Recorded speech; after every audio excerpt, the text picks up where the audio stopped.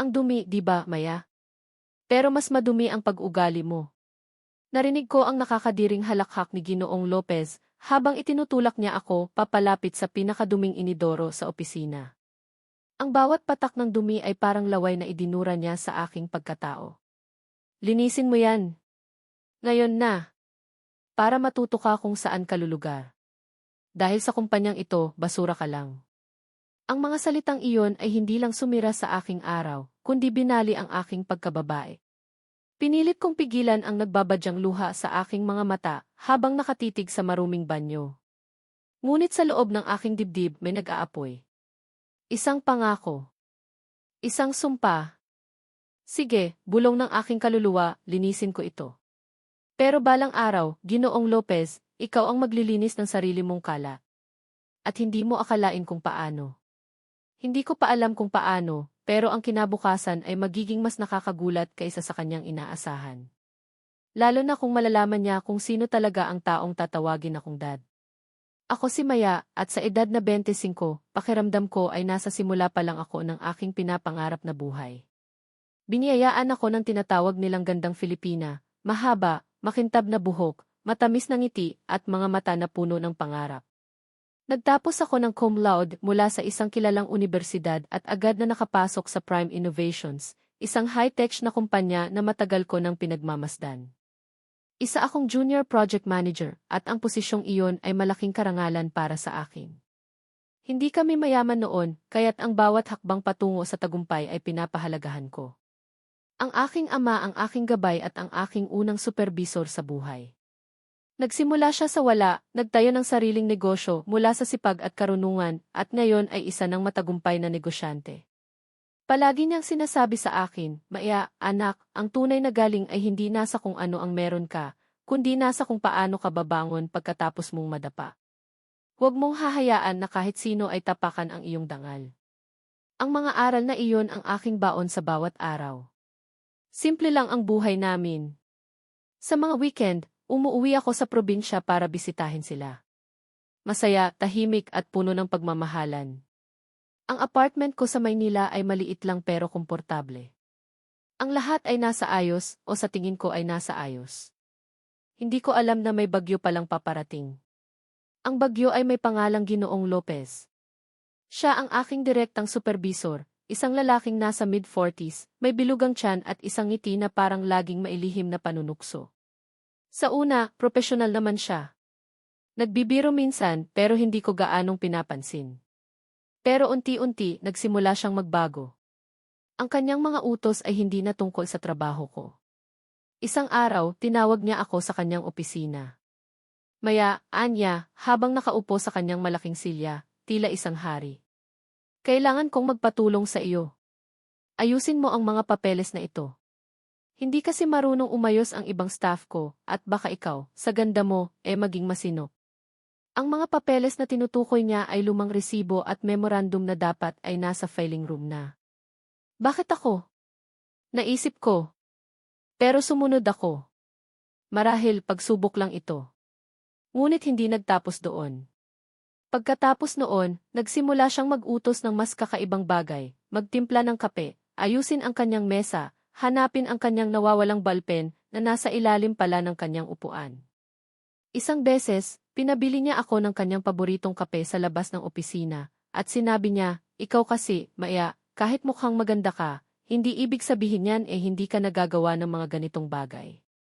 Kailangan mo pa ring matuto kung paano magpakumbaba. Ang kanyang tono ay puno ng paghamak. Ramdam ko ang pamumula ng aking pisngi, hindi sa hiya, kundi sa simula ng galit.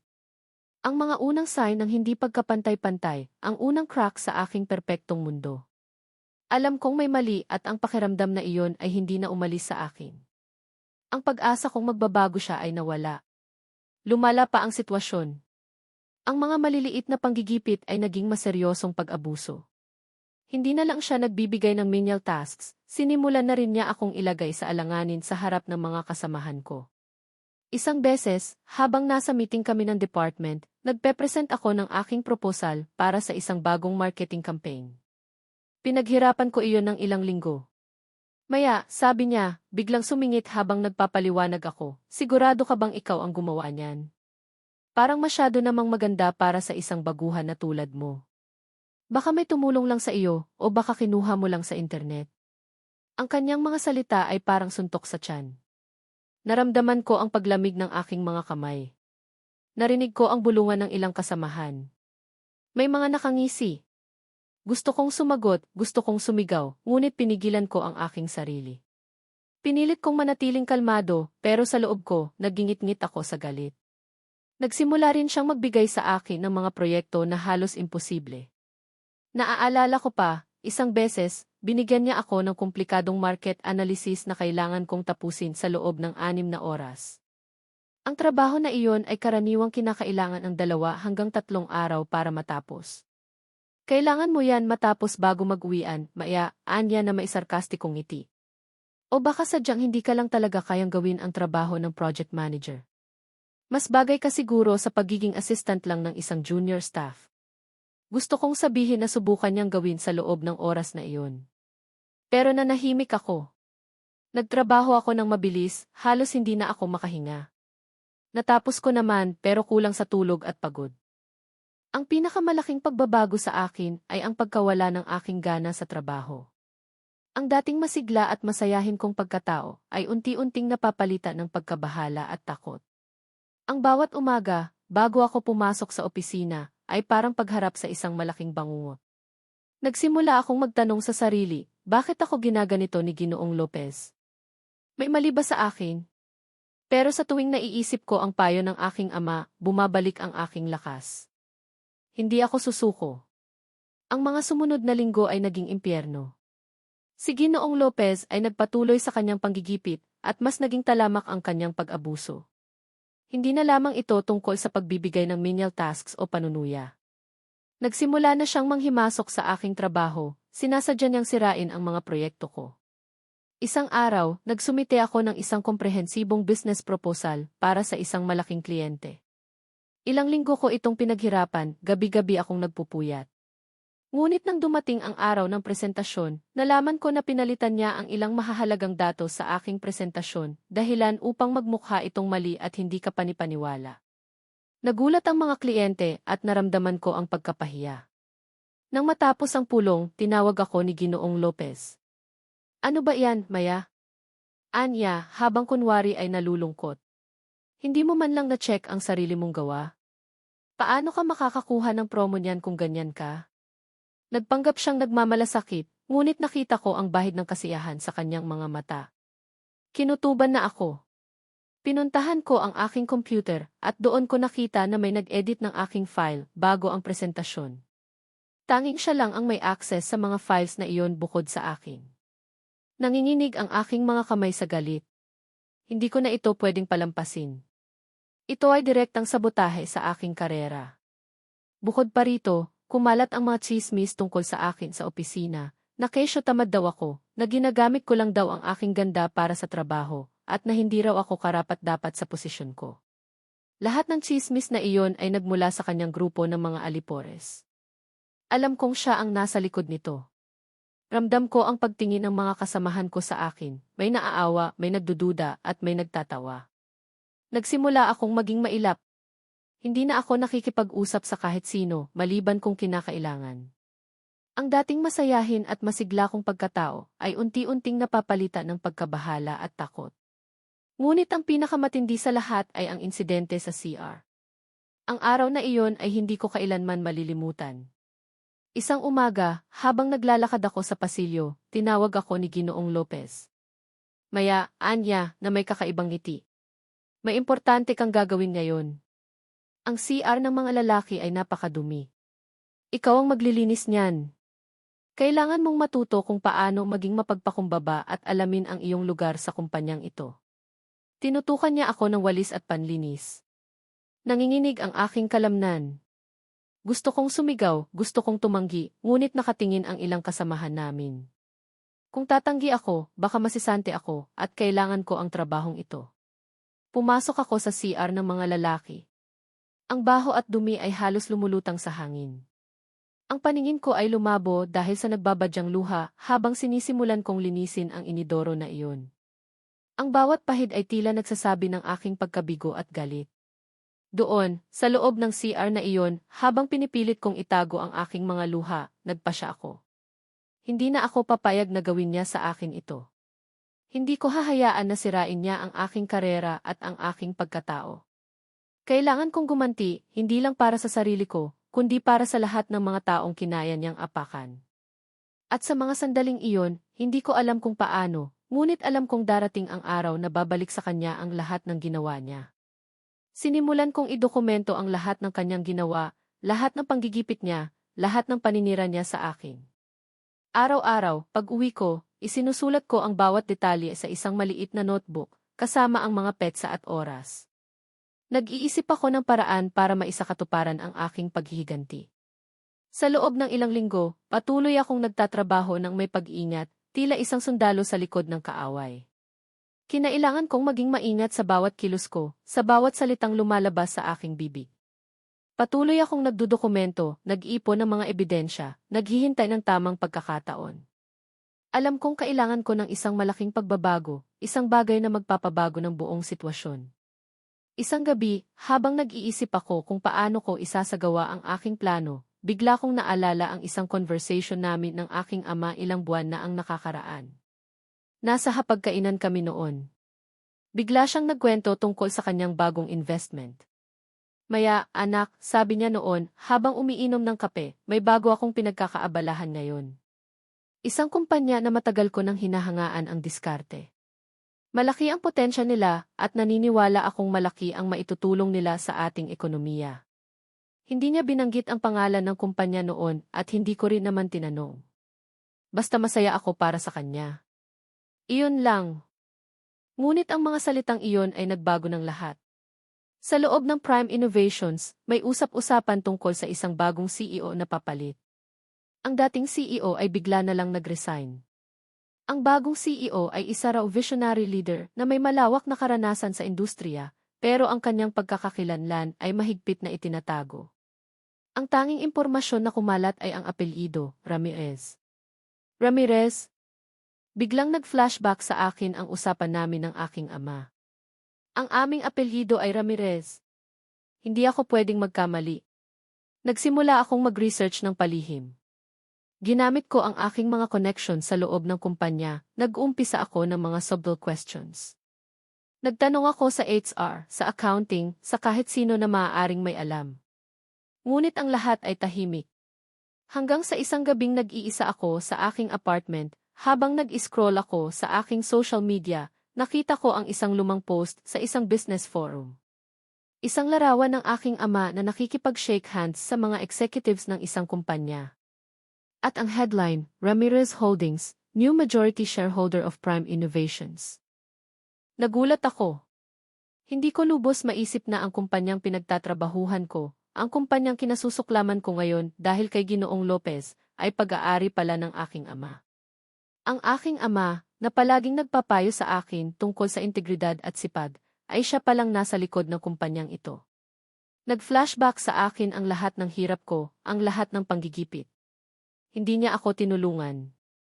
Hinayaan niya akong harapin ang mga problema ko ng mag-isa. Pero ngayong alam ko na ang sikreto niya, ang aking takot ay napalitan ng isang matinding determinasyon. Ito na ang aking sandata. Ang aking paghihiganti ay magsisimula na. Ang araw ng executive meeting. Ito ang pinakamahalagang pulong sa kumpanya, kung saan ipipresenta ang mga susunod na hakbang ng Prime Innovations. Kasama sa mga magpepresenta ay ako, at syempre, si Ginoong Lopez. Alam kong ito ang pagkakataon ko. Nakaupo ako sa isang mahabang mesa, suot ang formal kong kasuotan, at ramdam ko ang tibok ng aking puso. Ito ang oras. Si Ginoong Lopez ang naunang magpresenta. Tulad ng dati, puno siya ng kayabangan, ang kanyang tinig ay malakas at mayabang.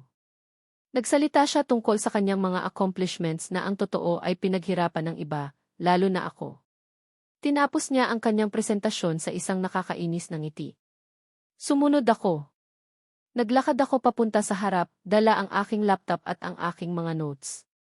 Nagsimula akong magsalita, ang aking tinig ay malinaw at matatag. Ipinaliwanag ko ang aking project proposal, ang mga datos, ang mga potensyal na benepisyo. Habang nagsasalita ako, nakita ko ang pagkunot ng noo ni Ginoong Lopez. Hindi niya inaasahan na makakapagpresenta ako ng maayos pagkatapos ng lahat ng ginawa niya. Sa tingin ko, Mr. Chairman, sumingit si Ginoong Lopez na may malaking isi. Hindi yata maintindihan ni Miss Maya ang konsepto ng practicality. Ang kanyang proposal ay masyadong idealistic at hindi magagawa sa kasalukuyang sitwasyon ng kumpanya. Kailangan niya pa sigurong bumalik sa basic training. Baka maglinis muna siya ng CR ulit para matuto. O baka dapat ay mag-apply na lang siya sa ibang trabaho na mas bagay sa kanya, yung walang masyadong utak na ginagamit. Ang kanyang boses ay puno ng panunuya, at marami sa mga naroroon ay napalingon sa akin, ang iba ay nagpipigil ng tawa. Ang mga mata ni Ginoong Lopez ay nakatitig sa akin ng may paghamak. Gusto niya akong dungisan sa harap ng lahat. Ngunit bago pa ako makasagot, bumukas ang pintuan ng conference room. Tahimik na pumasok ang isang lalaki. Matangkad, may tindig, at may isang aura ng otoridad na hindi maikakaila. Nakatayo siya sa gilid at nakangiti siya. Nakatingin siya sa akin. Ang kanyang mga mata ay nagtagpo sa akin, at sa loob ng ilang segundo, naramdaman ko ang pagdaloy ng lakas sa aking katawan. Ito ang aking ama. Ang CEO. Ang lahat ng tao sa silid ay nagulat, marami ang bumulong dahil hindi pa formal na ipinapakilala ang bagong pinuno ng kumpanya. Nanatili siyang nakatayo doon, tahimik na pinagmamasdan ang buong eksena. Ang mga mukha ng mga executives ay nagbago mula sa pagtataka tungo sa pagkilala at pagkatapos ay sa paggalang. Si Ginoong Lopez, nakakatapos lang manira sa akin, ay unti-unting nanigas.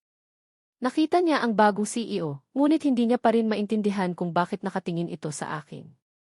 Tahimik na naglakad ang aking ama, ang kanyang mga mata ay nakatitig kay Ginoong Lopez, at pagkatapos ay sa akin. Huminto siya sa tapat ko, ang kanyang kamay ay marahang dumapo sa aking balikat. Sa harap ng lahat, na may malalim at mapagmahal na tinig, sinabi niya, "Maya, anak. Maganda ang iyong presentasyon. Napakagaling mo, Dad." Nagkaroon ng malaking katahimikan sa loob ng silid. Ang salitang dad ay umalinggaw sa buong conference room, na para bang isang huling suntok sa mukha ni Ginoong Lopez. Si Ginoong Lopez ay nanigas na parang estatwa. Ang ngisi sa kanyang labi ay nawala, napalitan ng gulat, takot at matinding pagkapahiya. Ang kanyang mga mata ay lumaki, tila nakakita ng multo.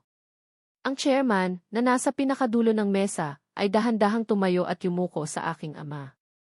"Sir, Anya, pasensya na po. Hindi po namin alam na nandito na kayo." Ngunit ang tingin ng aking ama ay nakatuon kay Ginoong Lopez. "Ginoong Lopez," malamig na sabi ng aking ama, na parang yelo ang kanyang boses, "may kailangan ka bang ipaliwanag? Bakit sinisira mo ang trabaho ng aking anak? Bakit mo siya pinipilit na maglinis ng CR? Akala mo, hindi ko nalalaman ang lahat?" Ang bawat tanong ay parang martilyo na tumatama sa ulo ni Ginoong Lopez. Ang kanyang mukha ay namutla at tila hindi siya makahinga. Hindi siya makasagot. Nanginginig ang kanyang mga tuhod. Naramdaman ko ang pagluwag ng aking dibdib. Ang lahat ng galit, sakit, at pagkapahiya na nararamdaman ko sa loob ng ilang buwan ay unti-unting nawala, napalitan ng matamis na kasiyahan. Ang aking ama, ang aking bayani, ay narito at ipinagtanggol niya ako sa harap ng lahat. Ang mukha ni Ginoong Lopez ay walang kulay at sa wakas, naramdaman ko ang hustisya. Ang sumunod na nangyari ay mabilis. Walang nagawa si Ginoong Lopez kundi ang yumuko at humingi ng tawad. Ngunit huli na ang lahat. Kinabukasan, inilabas ang isang memorandum na nagsasaad ng kanyang agarang pagpapatalsik mula sa Prime Innovations dahil sa unprofessional conduct and harassment. Siya ay pinalabas na ng security, ang kanyang mukha ay puno ng pagkapahiya at galit, habang ang mga kasamahan namin ay tahimik na nakatingin. Hindi ko na siya muling nakita. Pagkatapos ng insidente, nagulat ang lahat ng mga kasamahan ko. Ang mga dating nanunuya ay lumapit sa akin at humingi ng tawad. Ang mga nagdududa ay nagbigay ng respeto. Ngayon, naiintindihan na nila kung bakit tahimik lang ako noon. Ang aking ama ay kinausap ako pagkatapos ng meeting. "Maya, Anya, alam kong mahirap ang pinagdaanan mo. Pero gusto ko na matuto ka na harapin ang mga problema ng mag-isa. Ayokong isipin ng iba na nakukuha mo ang lahat dahil anak ka ng may-ari. Gusto kong patunayan mo ang sarili mo. Niyakap ko siya ng mahigpit. Naiintindihan ko ang kanyang punto. At sa totoo lang, masaya ako na nangyari ang lahat ng iyon. Dahil natuto ako. Sa ngayon, patuloy akong nagtatrabaho sa Prime Innovations at ang aking karera ay umuusbong. Wala nang sinumang nangangahas na bastusin ako o apakan ang aking dignidad. Ang pagsubok na iyon ay nagpatibay sa aking loob at naging mas matatag ako bilang isang tao at isang propesyonal. Natutunan ko na ang tunay na kapangyarihan ay hindi nakukuha sa pang-aapi, kundi sa integridad, sa pagtitiwala sa sarili at sa paglaban para sa katarungan. Ang kaganapan ay naging aral para sa akin na kahit gaano kahirap ang sitwasyon, basta maniwala ka sa iyong sarili at sa iyong prinsipyo, darating ang araw ng pagbabayad. At ang pagbabayad na iyon ay hindi lang para sa akin, kundi para sa lahat ng mga taong inaapi. Ang kapayapaan na nararamdaman ko ngayon ay hindi matutumbasan. At ang pinakamasarap sa lahat, ang makita ang mukha ni Ginoong Lopez nang marinig niyang tinawag ako ng aking ama na, "Dad." Ito ang kwento ng aking paghihiganti.